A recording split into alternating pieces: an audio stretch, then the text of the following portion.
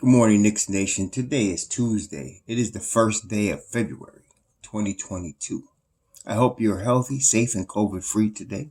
I hope that you and your family are healthy, safe, and COVID-free, and that the needs of you and your family in terms of food, shelter, clothing, as well as health are being met. Blessings upon those that work in the healthcare field, along with the first responders trying every day to save lives. Blessings upon those that pick up garbage for us, keep our streets and sidewalks clean, and those that make deliveries for our convenience. Double blessing on those trying to deliver, help, and rescue the victims of prostitution, the victims of child prostitution, the victims of pornography, the victims of child pornography, human trafficking, sex slavery, the victims of child molestation and pedophilia. Blessings upon the ones trying to help and deliver, blessings upon the victims, and double curses on the perverts and the profiteers that traffic in human misery. Finally, blessings upon the homeless. 600,000 in the United States without roofs over their head, and millions around the world in similar or worse conditions. Blessings upon them, for theirs is the kingdom, and those trying to help. There was a basketball game last night. Our New York Knicks defeated the Utah Jazz 116-96. It was good to see a win at Madison Square Garden. Any win is good these days. The Knicks had lost 3 straight, and at Madison Square Garden, where they haven't been doing that well this year. Now, we had just finished the 50. We have 52 games the Knicks have played this year. 52 games. Now, not 52. Is it 52 games? No, 51 games the Knicks have played this year. 51. And last night's win, it's good to see them win a game that they should win. Like the Sacramento Kings are having a tough season. They're 18-34 now. And on top of that, that was their 5th straight road game. That was the 5th game on the road. They had went from Milwaukee to Boston, Atlanta, Philadelphia, and ended up with us. And so we caught them at the end of a bad road trip. Okay. Now, tables are going to turn right now because the Knicks are going to be embarking on a West Coast road trip that is just as tough as, if not tougher, than what Sacramento just walked into. So we're playing Memphis tomorrow, and then that's at the Garden, and Memphis is one of the top teams in the league right now. Then you have the Lakers, the Jazz, Denver, Golden State, and Portland, all on the road between now and the trade deadline. And so, yes, we may very well be at the other end of a beatdown on this road trip. Which brings me to a point. Last year, of course, we all know the Knicks finished 4th in the East. They surprised everybody. Whatever the reasons you want to give for that, that's what happened. They ended up being 4th in the East. They surprised everybody. They ended up on a long winning streak at the end of the season, especially after they got Derrick Rose last year. And it was clicking. It was clicking last year pretty well. Of course, we lost in the first round to the Atlanta Hawks because we was one-dimensional. It was Julius Randle's first playoff series. And, of course, we already knew Julius Randle's not a number 1 option. And so we were short. We lost. Off season. Leon Rose decides to try to take the next step, logically. Take the next step. So he signs Julius Randle to a 5-year, $117 million contract. And then he goes out and he gets Kemba Walker and he gets Evan Fournier. He re-signs Alec Burks. He re-signs Nerlens Noel. He re-signs, Taj Gibson, Derrick Rose. He re-signs these players, expecting, for us to take that next step forward. But what we need to remember, and this is what I haven't seen anybody mention it yet. And I'm kind of disappointed in that. All of these contracts can be moved. So what am I saying? When I say that, what do I mean? I mean, Leon Rose set the stage like this. If the Knicks are ready to take the next step, let's say Julius Randle went to the next level, that he became a real legit number 1 option. Let's say that happened. Let's say, Kemba and Fournier were all-star level. then we'd be going forward. We would be in that top 6, top 4 in the East conversation. But he also set the stage so that if it didn't work out, he can clean house if he needs to. Not only that, how did he do that?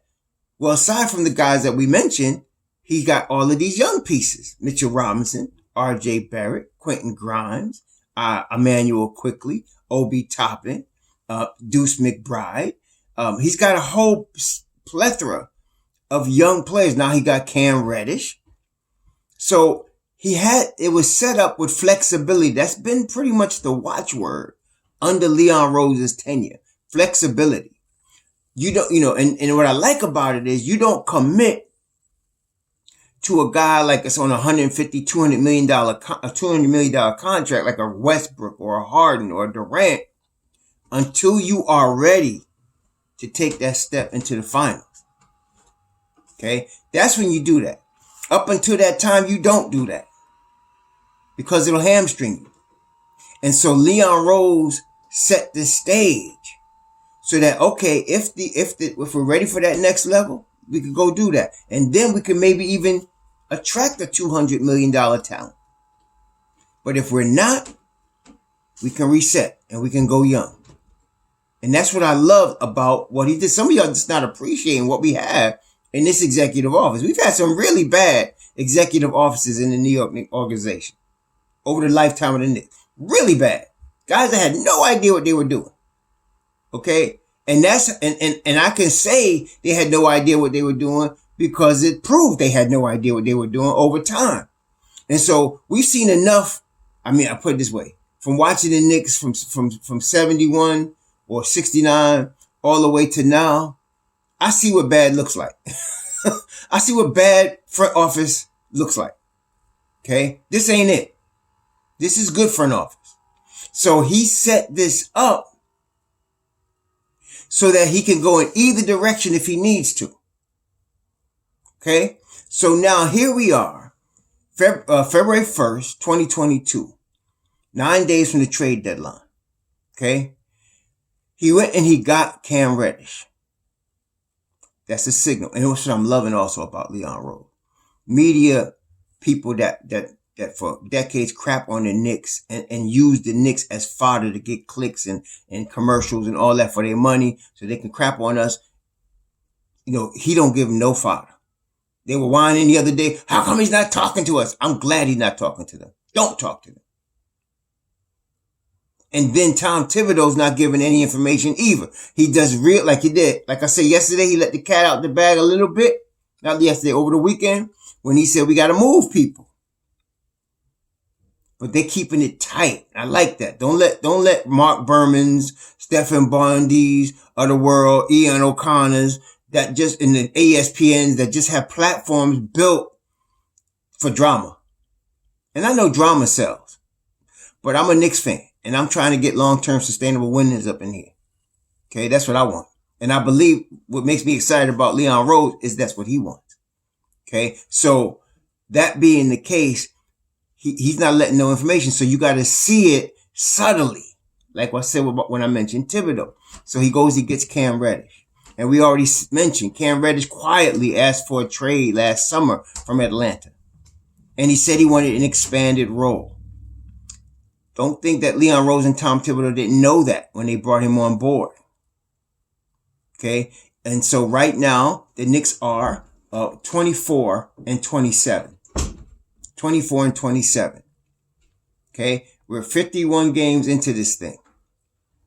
Now, let's make the argument let's say Derrick Rose comes back and like last year, he sparks the Knicks and they make a run, and let's say even they get to the 6th seed. In this scenario, that's overachieving. And that sets you up for fool's gold. That's not long-term sustainable winning. Okay? That sets you up for fool's gold.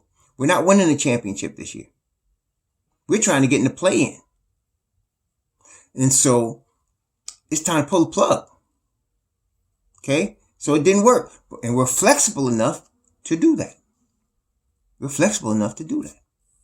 So last night, with Jay Ellis and Ryan G. I'm looking over the NBA, and I'm seeing what's available for the Knicks to make moves. Realistically available. Like some of y'all, you got to get off this NBA 2K stuff, man. You really do. I mean, somebody mentioned, let's go get DeJounte Murray. They're not giving up DeJounte Murray. They're not stupid. Would you? Why do y'all think y'all want something and the other team just dumb gonna give it to you? Let's go get Anthony Simons. He's not available. Portland's not giving up Anthony Simons on a rookie deal. Who's got potential all-star level talent. They're trying to get rid of salary, like McCollum. I don't want no broken down guys with 30 years old and $40 million. We trying long-term sustainable winning. Okay? So, let's get I was looking over the NBA for realistic opportunities. And so we all saw okay, so you got to match contracts, okay? So you're looking at an Evan Fournier. And Utah just lost a major piece of theirs, a key rotational piece in Joe Ingles. They're in the market for a guy like a Fournier, a guy like a Burks. They're in the market for that. Cleveland, a top 5 team in the East right now, they're in the market for a shooter. Okay, they just lost Ricky Rubio, $17 million on an expiring deal. They could use a Fournier. As a matter of fact, and to be honest, when I looked at it, every team in the West that's not Phoenix, Golden State, or Memphis can use Fournier. Utah, Denver, Dallas, Minnesota, the Clippers, the Lakers, the Trailblazers, the San Antonio Spurs, all of those teams could use him. And there's ways to make the money work that they could get him. What do we want? We're not trying to add another veteran piece. That's long term, I mean. We want an expiring deal. Some of y'all don't understand that. I mentioned Thad Young and some of y'all tripped out. We're trying to get the expiring money. So we got players that we could play and that guy comes off our books at the end of the season. That's what we're looking for here. Okay? So I'm talking about, so in other words, we can move Fournier. Alec Burks even easier because he's $9.5 million and he can play multiple positions. And you move Alec Burks and a Fournier and you got now room to play your youth because now we're not going nowhere. You want to build the foundation so that you can go forward next year. Sometimes you got to take 2 steps back to take 3 steps forward. Okay? Sometimes you got to do that. And so right now, those 2 guys go. Now you're opening up room for Mr. Grimes and Mr. Cam Reddish. Now, Julius Randle. Okay, he's not the number 1 option. We know that. He's not the number 1 option. And the thing is that's unsettling is that you never know from game to game what mental state you're getting from this guy. And for $117 million, I need something a little bit more sure. You know what I'm saying? Like, I don't want to have to guess if he's going to come in belly aching, he's going to come in whining with the refs and cost us a game because, he act like a guy that didn't take his meds. No. So I'm looking over the landscape and what would you trade Julius Randle for? Well, you're not going to trade him. Again, he's different because now you're dealing with a $100 million guy that's a solid second or third option on a playoff team, probably third option on a playoff team. So his market's a little more limited. So what you're going to probably get for him is a point guard. Just so happen we could use a point guard. Okay? So and Sacramento just keeps flashing before me because I'm looking at the need. They're going to build around Halliburton and Davion Mitchell. They drafted them. They're going to build around them. They paying Fox $163 million over 5 years, but Fox is only 24 years old. He got pluses and minuses. They were shopping and still are shopping Harrison Barnes, as well as Marvin Bagley. Okay. Now we got to make the money work. Again, it's back to the money. So if you're dealing with Fox, for example, who's making between 28, 30 million a year over the next 5 years, that's what you need to send to them. Julius right now is about 21 million. Then you can add a Burks to that. You're at 30, deal, done. Okay, if you wanted to do that. That's there. Okay, I can't think of too many other teams that's going to want him and has the money. Like, I know Dallas is getting tired of KP and his injuries, but, you know, who's going to take KP at 150 million? We just let him go. So I don't know, you know, and Memphis got Jared Jackson Jr. I don't know who, you know, the only places the money fits. And I'm not even talking about the players, but you can get Portland with, you know, they got Covington, they got Larry Nance Jr. You can combine them and you could get something done there. But, you know, do we want that? I don't know. You know, and then, you know, there's Oklahoma City. I mean, no. There's not that much out there that we could get that's available. The Washington Wizards, they're also looking, they're going to reset. Dinwiddie's done. I'm glad. We can't stand Dinwiddie talking all that mess when he was on the Nets. Now, the Pacers, Sabonis, we can trade him straight up for Sabonis if that's what they want. But I've been reading that they're trying to build around Sabonis, that they're trying to trade Miles Turner or Sabonis. And you know what? They got to be looking for long term because Julius is a 5-year deal. So, you know, maybe the Pacers, you know, for Sabonis, I would do that. Julius for Sabonis. Sabonis is a higher IQ player than Julius Randle. He's not, I mean, he's got his strengths. He got his weaknesses. He's not that strong on defense, but then again, Julius is sometimes on defense also. But Sabonis got a much higher IQ, on both sides of the ball than Julius Randle. There's Detroit. Detroit got Jeremy Grant, and they're trying to trade him. You know, so, and then again, if we did trade Randle, you got a choice to make. Are you trading him to get a point guard, therefore you're putting Obi Toppin in the starting unit? And we don't mind that. Or are you trading him for a guy like a Jeremy Grant that's going to slot right in at the starting 4, and then you got still Obi coming to the bench? I don't know. But that's a possibility. I was looking at the Hornets and Scary Terry, but they ain't going to do nothing because they got, you know, you saw just a couple weeks ago, you saw Miles Bridges starting to turn into a star. He might even make the All-Star team this year. I don't know, but he's good enough. And then you got PJ Washington also. And Miles Bridges plays both forward spots. So I don't know. And then there's Toronto.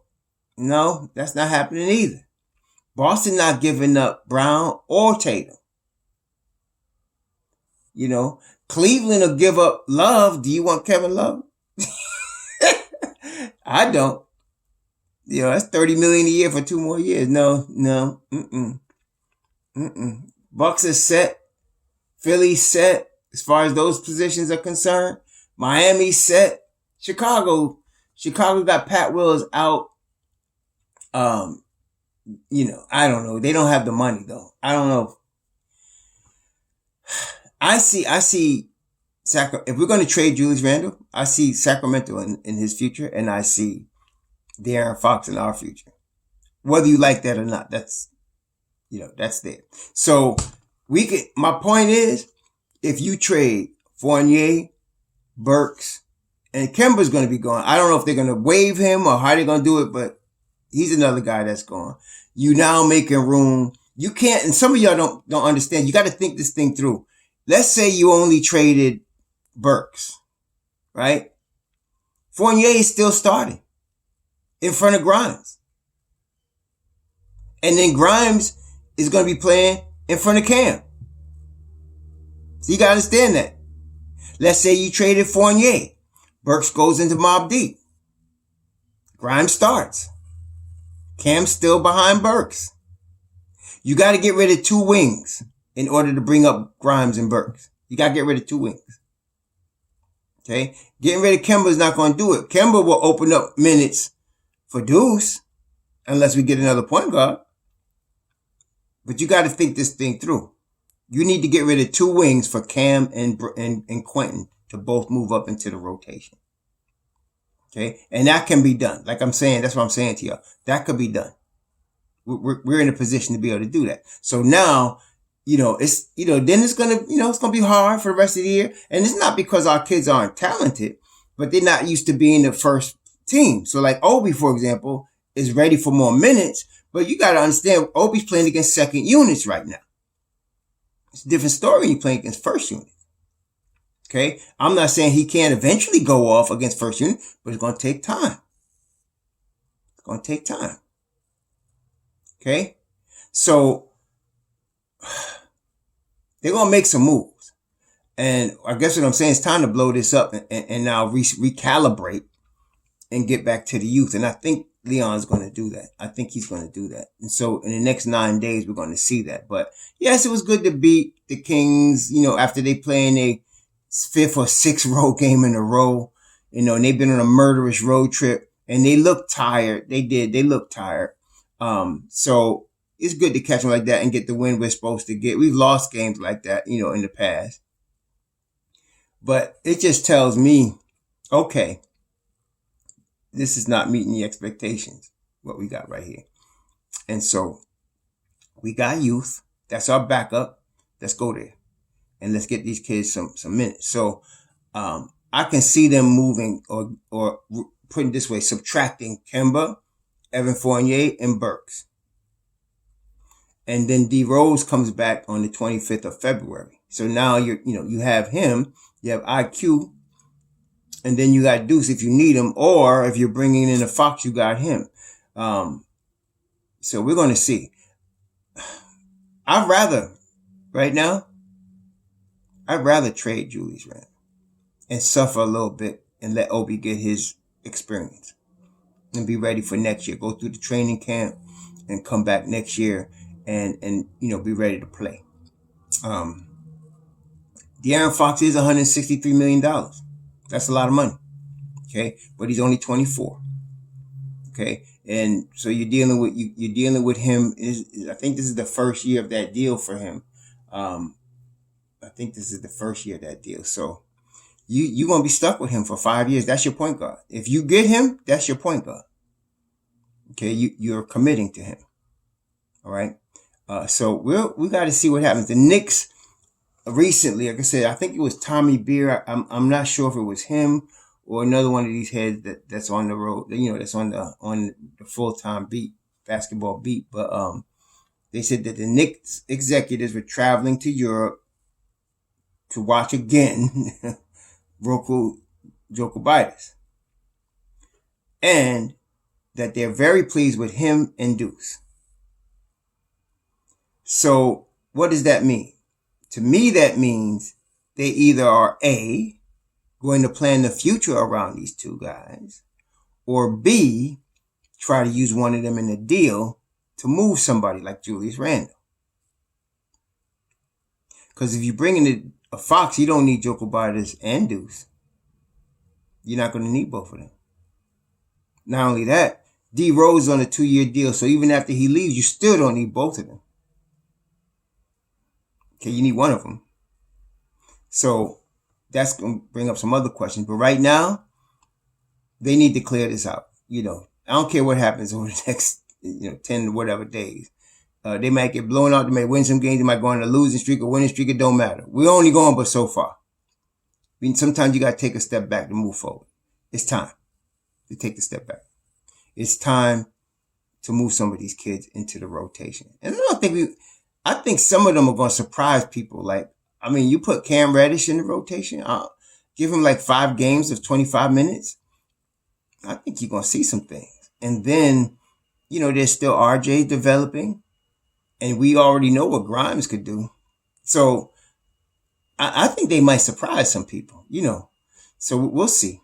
We'll see what happens. And then Nerlens Noel, well, he can come, he can go. I don't know. He's been hurt all year.